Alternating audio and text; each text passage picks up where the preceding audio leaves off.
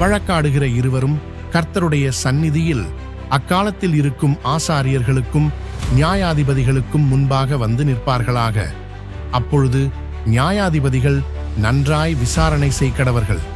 சாட்சி கள்ளச்சாட்சி என்றும் தன் சகோதரன் மேல் அபாண்டமாய் குற்றஞ்சாற்றினான் என்றும் கண்டால் அவன் தன் சகோதரனுக்கு செய்ய நினைத்தபடியே அவனுக்கு செய்ய கடவீர்கள். இவ்விதமாய் தீமையை உன் நடுவிலிருந்து விலக்குவாயாக. மற்றவர்களும் அதை கேட்டு பயந்து இனி உங்களுக்குள்ளே அப்படிப்பட்ட தீமையை செய்யாதிருப்பார்கள். உன் கண் அவனுக்கு இரங்க வேண்டாம்.